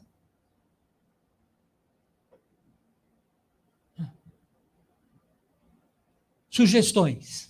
Melhorar as propostas de pesquisa, para que uma fração maior contribua para o avanço do conhecimento, aplicação prática ou os dois. Ou seja, nós temos que mostrar para a nossa sociedade que aquela pesquisa que nós fazemos, ela é importante para a sociedade. Ela tem importância. Olha, nós ajudamos a desenvolver a vacina para a Covid-19. Putz, não é importante? Lógico que é. Como é que isso foi possível? Investindo em vacina. Tá? Vocês lembram que se nós não tivéssemos aqui o governo Dória forçando a barra com o Butantan, nós provavelmente teríamos demorado mais tempo para ter a vacina no Brasil. Com certeza, com certeza. Tá? Foi uma ação... Ele teve uma ação de gestor, empreendedor, Butantan vai fabricar a vacina, a Coronavac. E aí o governo federal correu atrás para não ficar por trás, né? Foi a nossa sorte, senão teria morrido mais gente. Pode passar? Então, a ciência aberta aumenta a visibilidade da pesquisa, aumenta a possibilidade de cooperação e reutilização dos dados, otimiza os investimentos de pesquisa, porque se está aberto, eu não vou repetir a pesquisa de outro, porque eu sei que ele já fez, vou partir daquele ponto para ir mais para frente, e aumenta a transparência e integridade na pesquisa. Pode passar? Então, eu publiquei um editorial numa revista de psiquiatria na Turquia, né, que saiu agora em outubro de 2023, falando sobre ciência aberta, onde eu escrevi, ciência aberta é um caminho sem volta. Você não tem que ser o primeiro a aderir, mas com certeza não deve ser o último, pois você corre o risco de perder seu papel na história. Eu tive que escrever assim, né? Quando eu falo em português, você pode perder o bonde, né? Em português vale, mas para os turcos lá eu não podia escrever isso, aí eu escrevi que você vai perder o papel na história, né? Bom, pode passar? Então, agora, para terminar, só para falar rapidamente sobre inteligência artificial, né, sua implicação na ciência aberta e na publicação científica, em dia 27 de julho de 2023, saiu essa matéria na ABCD USP, que 95,7% das revistas proíbem o uso de inteligência artificial. Só que essa chamada ela é complicada, porque isso não é verdade. A gente usa inteligência artificial, a gente usa programas antissimilaridade, Authenticate, Turnitin, Isso é inteligência artificial. Isso é inteligência artificial. Pode passar? Pode passar mais um? Então, nós estamos fazendo uma discussão e o Cielo mandou agora, fez um documento agora no Cielo 25 anos, que ocorreu agora em setembro, né? Onde ele lança um documento que diz o seguinte: os autores têm o direito e a liberdade de utilizar diversas ferramentas ou recursos para auxiliar na preparação, redação, revisão e tradução dos seus artigos científicos. Tá? Nós temos direito, aliás, nós temos o dever de usar a inteligência artificial. A inteligência artificial nos ajuda muito, nos ajuda muito. Porém, cumprindo com a ética e integridade científica, o uso de ferramentas ele é aceitável. E apenas humanos podem ser autores ou coautores de artigo. Tá? Porque a inteligência artificial ela é um recurso, ela é um complemento. Ela não é autor. Ela não é autor. Pode passar? Pode passar? Então, aí eu trago alguns exemplos para vocês, né? Desde que foi publicado esse artigo em 2016 sobre o OpenAI, que falava do ChatGPT, e que ele produzia textos, pode passar? Aí saiu um monte de artigo assim, né? A inteligência artificial e eu, escrevendo o editorial juntamente com o ChatGPT. Luciano Rossoni e ChatGPT. Pode passar? Pode o GPT-3 escrever um artigo científico por si mesmo? Primeiro autor lá, ó, OpenAI. Não pode, né, gente? Pode passar? Pode passar? Então, o que é importante da inteligência artificial hoje, e que a maioria das revistas está... a gente ainda não esgotou o assunto. Tá? O assunto está sendo discutido, tem muita coisa ainda que vai ser melhorada, aprimorada, porque isso tudo é muito recente. A gente tem que informar, mencionar as fontes dos materiais usados na pesquisa e na redação do artigo. Então, qual foi? Eu usei o ChatGPT? Cito, usei, informa. Problema nenhum, não tem conflito de interesse, está lá, eu usei. Quem vai ler vai saber se aquilo é válido ou não. Até porque já existem programas que conseguem identificar o que foi escrito por inteligência artificial. Os publishers já estão usando isso. Todo e qualquer uso ou conteúdo gerado por uma aplicação de inteligência artificial deve ser informado no resumo e na seção de materiais e métodos ou equivalente. Ocultar o uso e o conteúdo de inteligência artificial é uma falha ética que viola os princípios de transparência e honestidade em pesquisa. Pode passar? Com certeza, gente, a facilidade de produzir artigos com inteligência artificial pode resultar em periódicos inundados com artigos de qualidade duvidosa. Eu não sei se já tiveram oportunidade de brincar com o ChatGPT, mas dependendo da pergunta que você faz, você tem a resposta que você quer. Não necessariamente o que é real. E ele cria informações, ele cria autores, ele inventa.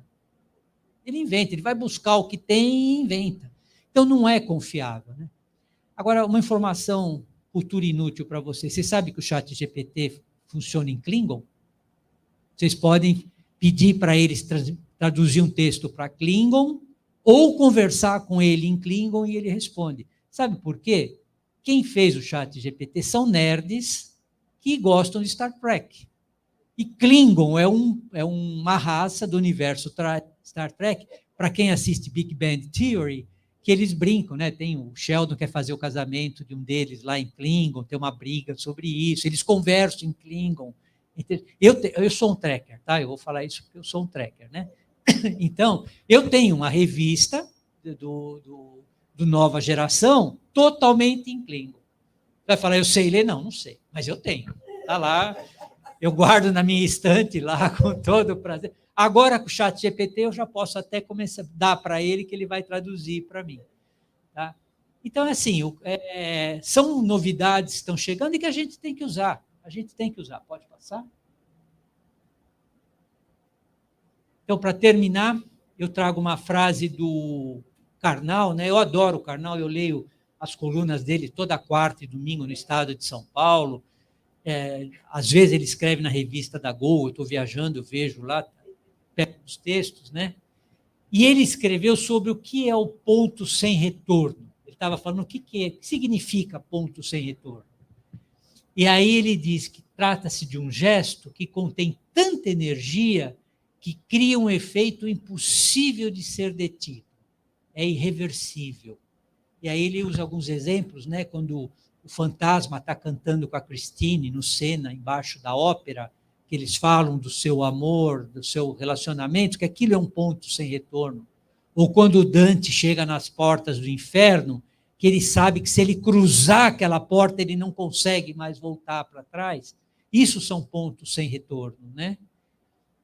E aí ele conclui dizendo que depois do ocorrido, nada retornará ao lugar da partida. Traduzindo, agora vai ou racha. E a ciência aberta é assim. A inteligência artificial é assim. A gente tem que entender e usar da maneira adequada. Pode passar, acho que é o último. Só convidando vocês, nós vamos ter agora de 21 a 23 de novembro, né, nosso ABEC Meeting, pela primeira vez presencial na minha gestão, porque eu entrei em 2020, fui para uma reunião do Crossref, e quando eu voltei, o mundo fechou. E aí agora nós estamos voltando a fazer um evento presencial, e nós vamos fazer lá em Foz do Iguaçu. Então, estou convidando vocês para participar, e tá aí, gente, vamos conversar um pouquinho, não sei se o pessoal online pode fazer pergunta. Então, por favor, só vou tomar uma água.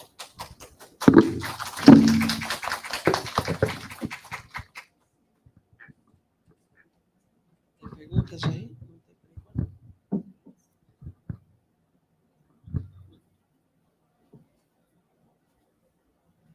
Acho que a gente pode sentar aqui, né? E aí a gente abre para a plateia e discute um pouquinho.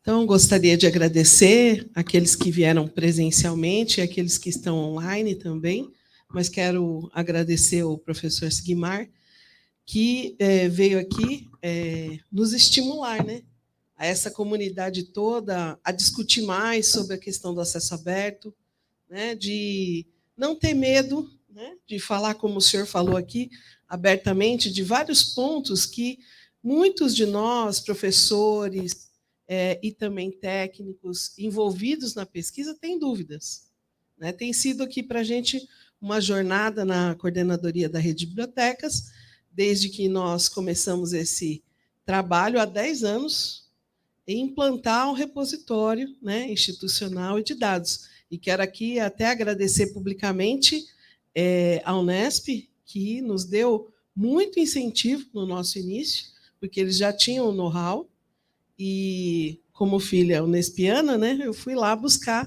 na fonte e nos concedeu aí a oportunidade de fazer o nosso repositório institucional funcionar, né? Professora Silvana, na Flávia, né, da coordenadoria. Então, a gente contou muito com o papel da Unesp aqui. Então, trazer sempre alguém da Unesp ou da ABEC, né, que o senhor também representa a ABEC, é muito importante para as nossas discussões. E aquilo que o professor falou, né? Não é fácil a questão do acesso aberto, existem muitas barreiras, assim como o senhor citou um professor da patente, a gente tem muita resistência, principalmente até porque, como o senhor falou, a gente está entrando no desconhecido, né? E gostei também da sua fala, importante, porque o senhor disse que nós devemos guardar os nossos dados no Brasil, as nossas coisas no Brasil. E quando nós discutimos aonde os dados iriam ficar na FAPESP, nós discutimos que cada instituição ficaria com seus dados. Não haveria um único repositório a nível de São Paulo, né? Mas que cada um guardaria o seu. Por quê? É o que a gente tem de mais precioso, né, professor?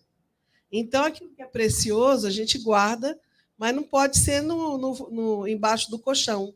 Tem que ser de uma maneira que, no futuro, ele possa ser acessível, né? Que outras pessoas entendam o que o professor Sigmar fez lá na Unesp de São José dos Campos há 50 anos atrás.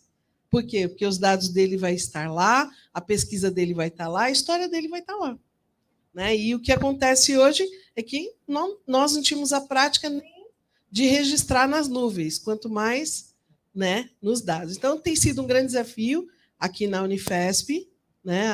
Nós temos encontrado um grande apoio, como eu falei para o senhor, na implantação da própria Unesp, mas a própria EGPQ, né, a Pró-Reitoria de Pós-Graduação, tem nos apoiado desde o início. Né? E desde o início mesmo, professor. Quando essa gestão começou, há 10 anos atrás, nós não tínhamos o catálogo da universidade aqui no nosso território. Né? Isso tudo ficava fora. Então, a gente corria riscos. Né? Então, a própria EGPQ, desde o início, financiou tudo isso. Hoje, a gente tem o repositório de dados, o repositório institucional. Né? Foi um esforço, né, da comunidade, juntamente com a própria EGPQ, de estar desenvolvendo tudo isso. Né? Mas, claro que nada daqui é produzido se a gente não consegue atender a nossa comunidade e também não consegue atender a sociedade. Né? Então, o senhor falou muito bem. A gente está sendo financiado com dinheiro público e tudo isso deve ficar público para um público que está lá na ponta. Né? Então, essa proximidade, aquele ponto que o senhor falou que não tem volta, é a participação da comunidade. Né? Hoje a comunidade está muito bem esclarecida no uso do celular, né, de aplicativos e etc. E ela tem acesso, como o senhor mostrou naquela pesquisa, que 50% da comunidade procuram artigos científicos. Né? Também reparei nos 24 que estão bloqueados. Né?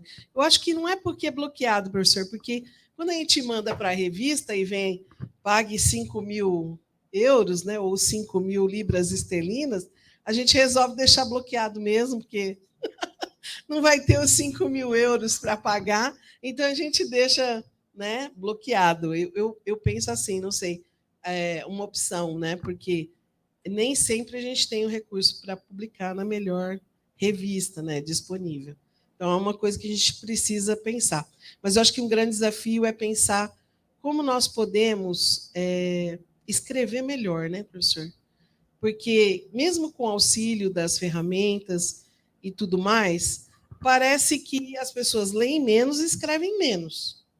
Né? Então, acaba que, porque eu não leio tanto, eu também não escrevo tanto.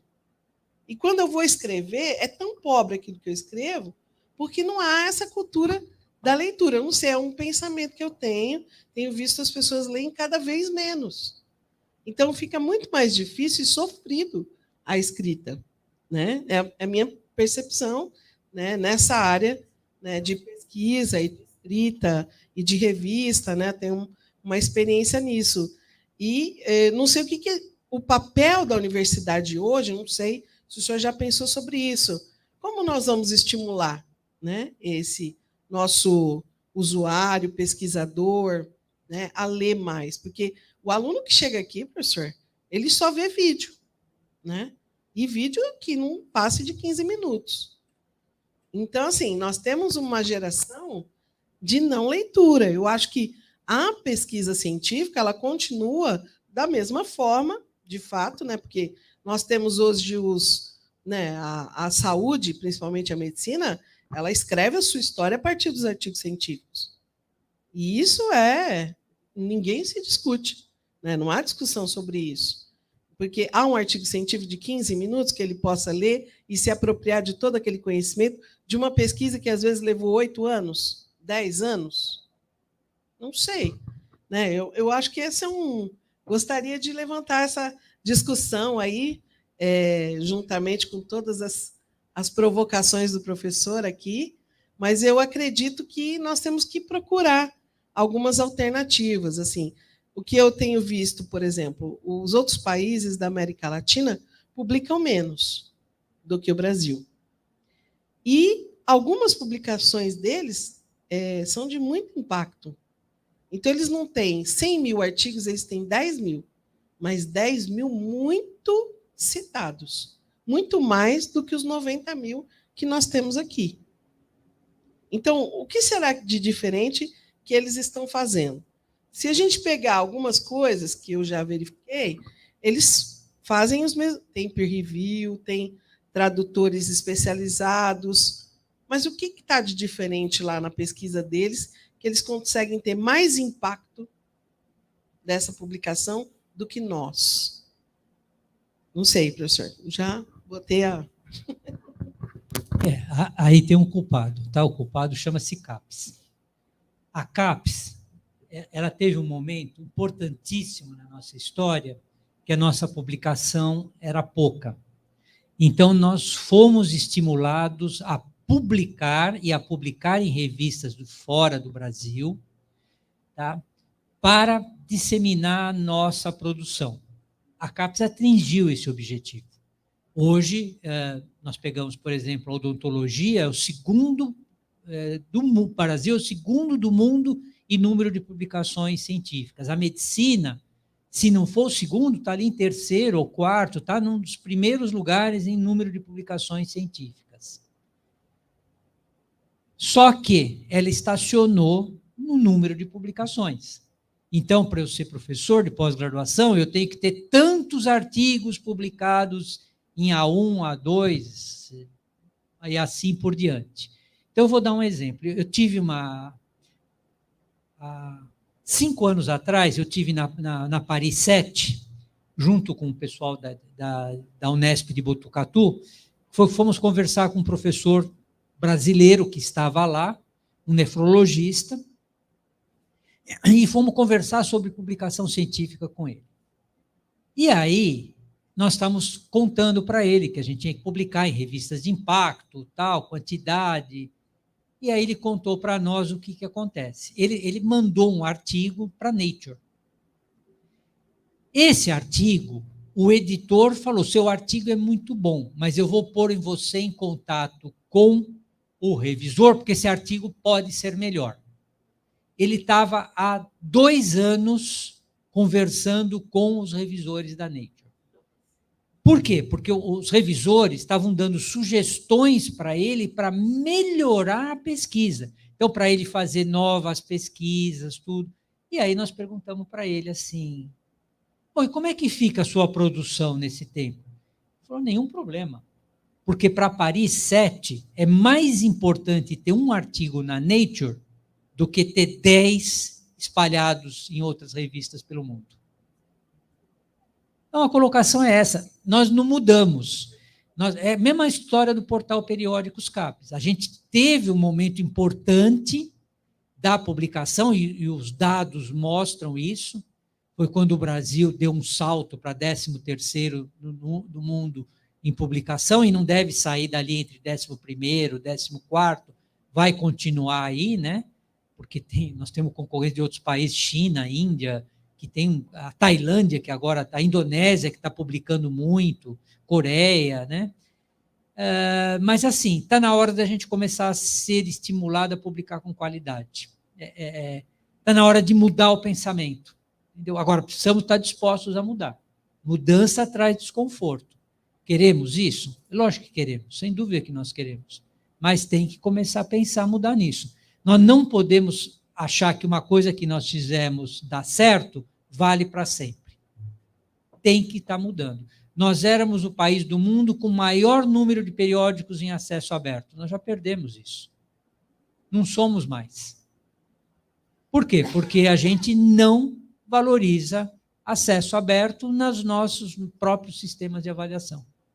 Então, está na hora da gente mudar e adaptar. Você quer um outro exemplo muito claro? Eu, há 10 anos, acho que nem tanto, 7, 8 anos atrás, eu entrava na sala de aula e falava assim, guardem seus celulares.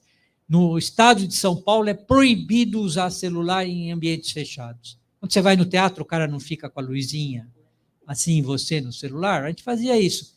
Hoje eu não posso mais fazer isso. Hoje, se eu não deixar os alunos pegarem o celular na mão e trabalhar comigo junto com o celular, eles não prestam atenção na aula.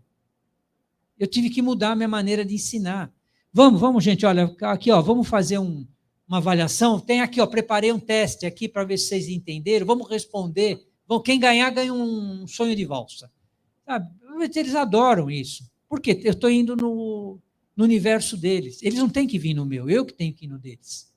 Para trazer eles para ficarem na aula junto comigo. Sabe, há 8 anos atrás, eu não podia entrar com o notebook na sala de aula, porque os caras ficavam fazendo outra coisa. Hoje, se eu proíbo eles de entrarem com o notebook, eles não sabem como anotar. Eles não sabem anotar e eles anotam tudo no notebook. Então, é melhor que ele fique com o notebook, anote o que eu estou falando e use o celular para eu interagir com eles. A gente tem que se adaptar, não tem jeito, não tem jeito. Não dá mais para escrevermos artigos longos e prolixos. Nós temos que ser claros e objetivos. Tá? Artigos na Nature, tem artigos excelentes com uma página. Excelentes. Sabe? A gente vai ter que aprender a resumir e fazer isso, até porque tudo isso tem custo, né? Quanto mais enxuto for o nosso artigo, mais barato ele vai ser, provavelmente a gente vai ter que pagar menos por isso. A gente tem que se adaptar, não tem jeito. É difícil, não é fácil. Eu tenho problema com isso, não vou mentir para vocês. Essa adaptação sempre leva... Eu, às vezes, tenho que aprender alguma coisa nova no celular com os meus alunos. Agora, o que eu aprendi agora para a clínica? Eu fiz vídeos dos procedimentos clínicos e mando pelo WhatsApp para os alunos. Então, quando eles vão para o laboratório para fazer o procedimento, eles têm o filminho do procedimento. Eu não dou mais demonstração, porque na demonstração eles conversam, pegam o celular, não prestam atenção. Agora eu mando o filminho para eles. Está aqui, ó, o filminho da prática que vocês vão fazer. Vamos para o laboratório, estou aqui para tirar dúvida. Assiste todo mundo, início, assiste o filme. Agora vamos fazer a prática. Aumentou muito o rendimento, aumentou muito o rendimento. Enfim, faz parte. Obrigado, professor. Alguém aqui da plateia quer fazer uma pergunta? Ninguém? Temos perguntas aí no chat? Ainda não? Andréia, pode fazer aí, professor. Só que fala aqui no microfone, que é para todo mundo ouvir. Tá? Olá, boa tarde, bom dia, né, a todos. Meu nome é Andréia, eu sou bibliotecária do Campo São Paulo. Eu quero fazer uma pergunta. Eu gostei muito do momento atual de realmente levar a proposta de ciência aberta para uma política governamental. Quando nós falamos de uma política governamental, nós queremos saber assim, não há só uma preocupação, né, de deixar os dados abertos, e parece que a discussão fica muito simplista, né? Então, muitas vezes, quando você vai conversar com um pesquisador, uma pessoa que não entende, ela acha que é transformar um PDF e incluir na internet e está tudo certo. E a internet é uma entidade corporal, não sei, é uma entidade que ela tem poderes mágicos e mediúnicos, né? Uma das coisas que nós trabalhamos em instituições públicas, nós sabemos que é a questão da infraestrutura tecnológica. Isso é um desafio, por quê? Porque nós também não entendemos essa nova infraestrutura. Apesar de participar de várias reuniões, de colocar, eu vejo que há uma necessidade de discutir uma infraestrutura institucional para abraçar de vez essa ciência. Então, quando a gente fala de ciência aberta, o Brasil ele é pioneiro em ciência aberta, com a criação do próprio Cielo, né? Deixar, né, pensar de como nós vamos participar de um mundo na qual a gente, às vezes, pode ser excluído, né? Então, a exclusão ela se faz dentro da ciência. Como é que o senhor vê, né, dentro dessa política, se essas questões estão sendo colocadas, né, dessa infraestrutura? Eu queria que o senhor comentasse um pouco melhor. Ok, muito boa a sua colocação, né? Até porque uma hora não dá para a gente abordar tudo, né? Só uma correção, nós somos pioneiros em acesso aberto. Em ciência aberta, nós somos muito atrasados, muito atrasados. E nós temos que aprender coisas novas, nós temos que aprender o que é metadados. Sabe? Hoje não se faz pesquisa sem metadados. E você precisa de profissionais de ciência da informação, não só para nos ensinar, mas para colaborar conosco nesse aspecto. Sabe, hoje eu acho que não dá para você falar de ciência aberta sem você dar uma estrutura adequada. Não é só dar o dinheiro, você tem que ter uma infraestrutura mesmo, sem dúvida nenhuma. Tá? É aquela história, né? Quando a FAPESP falou assim, tem que ter uma gestão de dados, para quem que nós fomos perguntar fazer gestão de dados? Eu corri para a bibliotecária, eu corri para a Flávia, né, lá da CGB, da Unesp, né? Falei, Flávia, nós vamos ter que... Aí o que a Flávia fez? Ela pegou a Viviane Veiga, da Fiocruz, né, que tem lá contratou para os bibliotecários da Unesp para dar um treinamento sobre gestão de dados, né? Pegou o pessoal, a Silvana Vidotti, que é da ciência de informação, para ajudar a montar esse planejamento de gestão de dados. Isso é uma nova maneira de fazer pesquisa. O pesquisador hoje não pode ser mais aquele que senta na bancada do laboratório ou que vai para a clínica e faz pesquisa clínica. Ele tem que saber trabalhar os dados, ele tem que aprender metadados e tem que saber trabalhar com esses metadados. Hoje em dia, é imprescindível você ter uma infraestrutura para gerenciamento de metadados. E, principalmente, onde armazenar esses metadados e como você trabalhar com esses metadados. Ao momento que nós entendermos que isso facilita a nossa vida, e facilita muito, porque a hora que eu pego os dados de uma pesquisa clínica, jogo num banco de dados, esse banco de dados faz análise para mim, e eu só vou interpretar aqueles dados, nossa, minha vida ficou muito mais fácil. Mas eu tenho que aprender, eu tenho que ter um profissional para me ensinar a fazer isso e me ajudar a fazer isso. Então, isso é... Quando a gente fala de uma política, né, a Unesp criou uma política de acesso aberto. Tá? Nós não conseguimos criar uma política de ciência aberta, mas criamos uma política de acesso aberto. Essa política,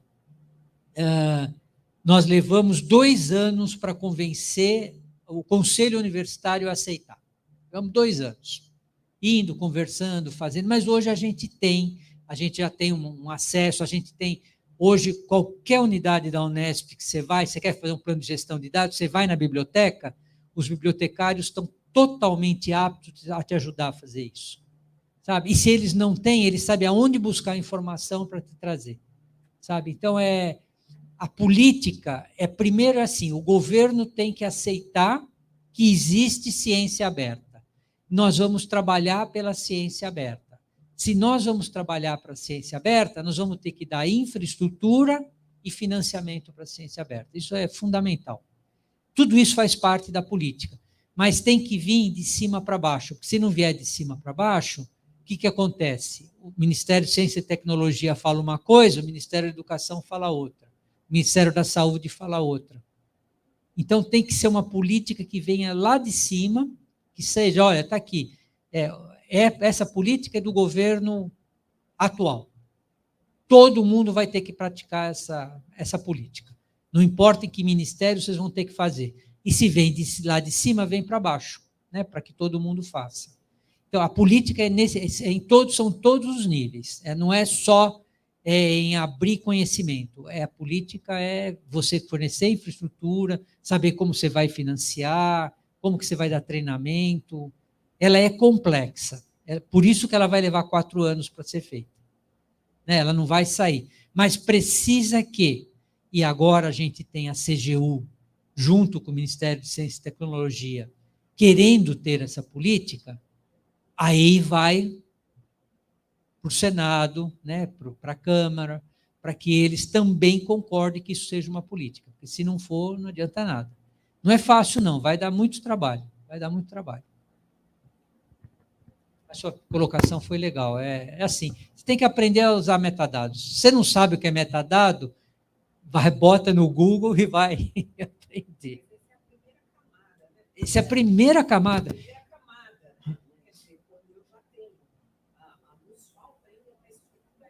Sim, sem dúvida. Não, é aquilo que eu falei do exemplo lá do professor, né? como é que eu vou abrir uma patente? Não, professor, você não tem que abrir a patente, você tem que dizer onde ela vai estar depositada. Sabe? Como é que o senhor vai garantir que esses dados são corretos? Como é que você vai garantir que esses dados que você usou para fazer sua patente são dados confiáveis para você fazer? São dados replicáveis para se fazer. Né? Então, você tem que entender aquele fluxograma da Foster para aprender, e aí vocês têm um papel fundamental, tá? Porque eu acho que aí os bibliotecários vão ser os grandes líderes desse movimento. Tem que ser, né? Tem que ser, não tem... A gente não faz nada sem bibliotecário, tá? Quando alguém me pergunta, né, o que eu preciso para montar uma revista? A primeira coisa que eu falo, arrume um bom bibliotecário. É a primeira coisa que você tem que fazer. Porque você não faz uma boa revista sem um bom bibliotecário. Já começa por aí. Porque eu sou pesquisador, entendeu? Hoje eu entendo um pouquinho mais de revista por causa da Beck, por causa de participar do Cielo, do Lilacs, né, dos comitês científicos, eu entendo um pouquinho. Mas quando eu fui editor da revista, o Brazilian Oral Research, eu trabalhava com a Lúcia, que era bibliotecária-chefe da Serviço de Documentação Odontológica da Faculdade de Medicina, da Faculdade de Odontologia da USP, e eu arrumei a revista com ela, ela sentadinha do meu lado, olha, me ensina o que eu tenho que fazer aqui. E quando a gente não sabia, a gente vinha na Bireme, a gente vinha aqui pedir auxílio na Bireme para pegar, para fazer, entendeu? Até que começou o Cielo, e aí o Cielo começou a dar normas, né, que hoje nos orientam sobre revistas. E aí bota aqueles critérios, né, que a FAPESP exige deles, e que está certo, né, porque eles querem aumentar o sarrafo, cada vez mais aumentar a qualidade das revistas. Nós estamos fazendo agora um escritório de boas práticas no Cielo, né? Tamanha quantidade de denúncias que a gente chega de boas práticas. É uma coisa nova, nós tivemos que aprender, porque quando você manda para o COPE te responde. Só que o COPE é em Londres, na Inglaterra. Ele não sabe a realidade do Brasil. Sabe qual é a realidade do Brasil? Os juízes não conhecem direito autoral. 95, vai, para não falar 100%, não sabe o que é direito autoral científico. Nós estamos cansados de ver revista que foi penalizada porque acusou um artigo de plágio. Ele comprovou que é plágio. E o juiz cobra a indenização do editor porque ele apontou que aquele artigo está plagiado. 50 mil reais. Teve um editor, está em segunda instância, tá? Porque o juiz disse que ele não podia dizer que é plágio, que é direito autoral. Está na lei brasileira, a lei aquela de 1996, que não mudou mais e que está desatualizada. Então, a gente está montando um escritório, vai começar logo, para a gente começar a dar a realidade do Brasil. A gente tem que ter a nossa realidade. Então, é aquilo que você falou, não adianta eu falar de ciência aberta se eu não tiver infraestrutura de ciência aberta. Não adianta. Então, tem que ter toda... fugiu o termo, todo um environment sobre ciência, toda uma ambientação de ciência aberta para que isso funcione.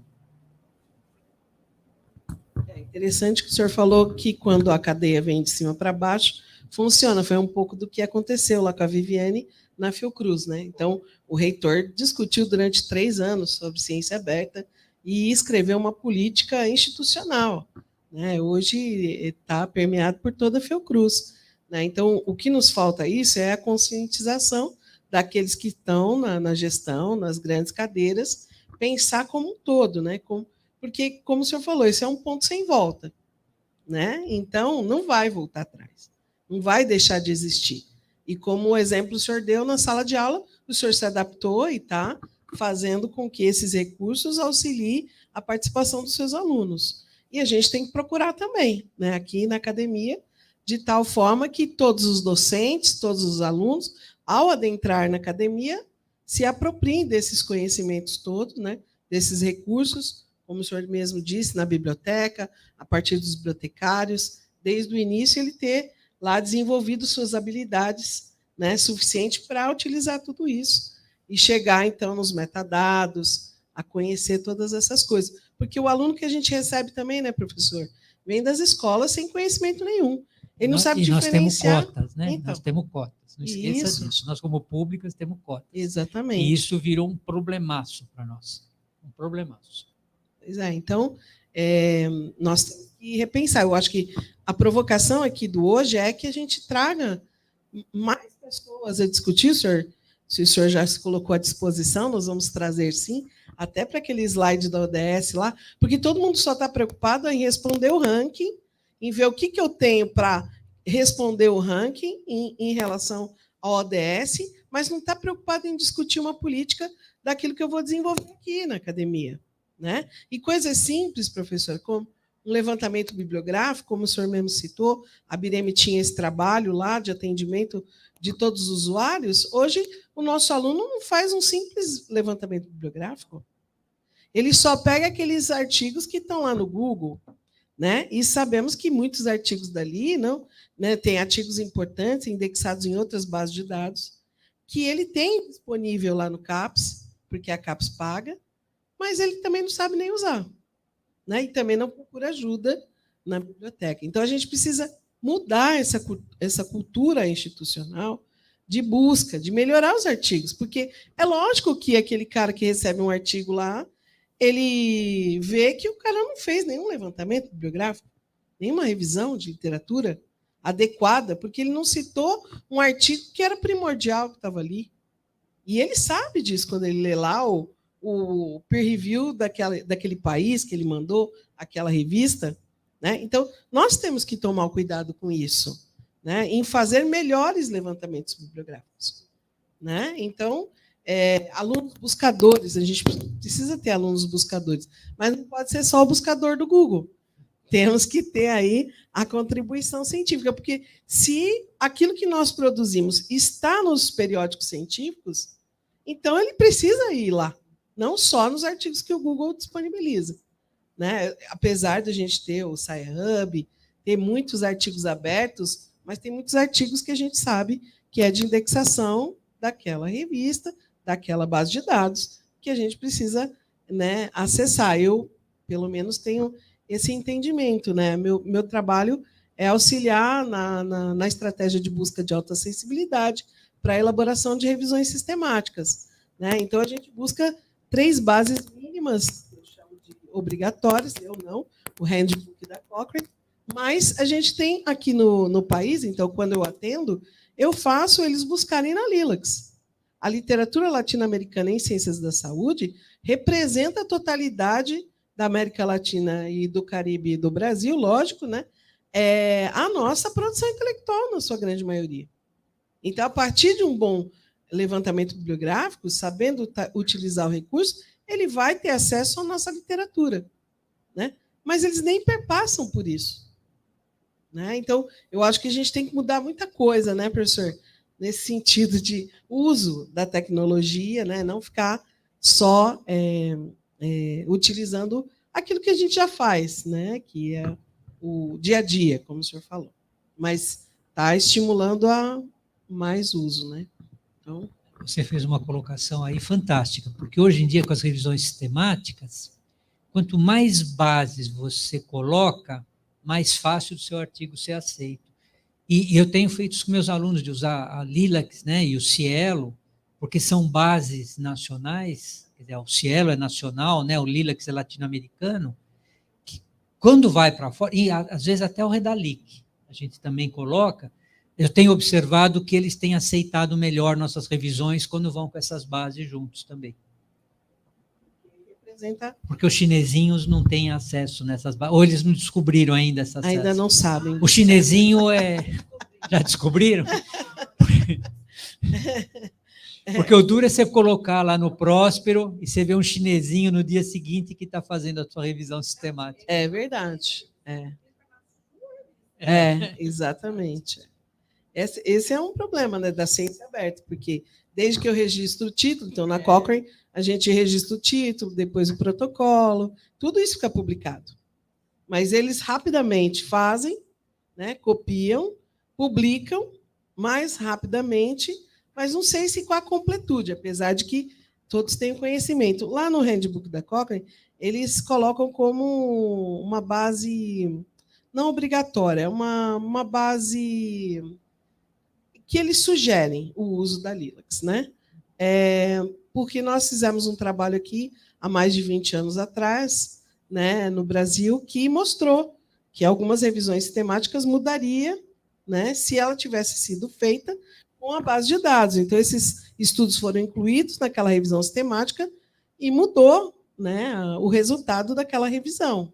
Quer dizer, nós temos estudos bons publicados aqui, mas que não são acessíveis. Aí eles põem um link lá no handbook da própria Cochrane, que joga para uma versão da Lilacs, nossa, de 1900 bolinha, que entra na interface em inglês, que dá zero tudo. Tudo dá zero lá. Tudo dá zero lá. Então, o senhor veja, até a interpretação... A Sueli sabe disso? Já conversou com a Sueli? A Sueli... A Sueli do Lilacs, que é responsável pelo Lilacs? Não conversei. Quer dizer, mas se você não se incomodar, eu vou passar essa informação para a Sueli, com certeza. Porque a gente pode pedir via Bireme para corrigirem lá o link. Exatamente. Então, legal. Por quê? Posso pedir para a Sueli conversar com você? Lógico, claro, tá, professor. Então, o que acontece? Eles acessam lá, então eles dizem o quê? Que na nossa base não tem nada. Então, muitos grupos da Cochrane falam assim, não utilize a Lilacs, porque não tem nada. Não é que não tem nada, é que não está sabendo usar.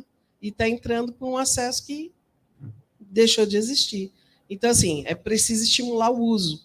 Mas eles são de fora, né, professor? Eles já colocam a obrigatoriedade do PubMed, do Embase, né? Nós, da Cochrane, quando fazemos revisão sistemática, é o Cochrane, o PubMed e o Embase, que são obrigatórios.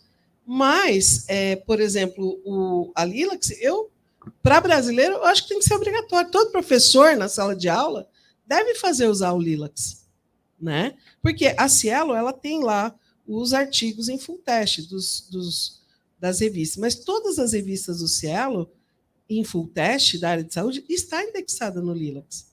E o Lilacs tem mais do que só as revistas do Cielo Brasil, ela tem de todo o território. E tem mais, acho que, de 1.300 em revistas indexadas. Então, é muito maior, professor.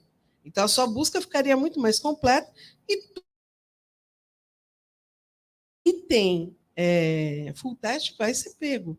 Porque o Lilacs tem quase 60% da sua totalidade em acesso aberto, né? Então, eu acho que está faltando estimular o uso, né, de coisas como, por exemplo, as nossas bases de dados, né, que não o Google. Desculpa, professor, toda essa colocação. Mas alguém tem alguma colocação, alguma pergunta? Diego? Nada? Então, acho que podemos... O senhor quer colocar mais alguma coisa? Então... Só agradecer a oportunidade de estar aqui, né?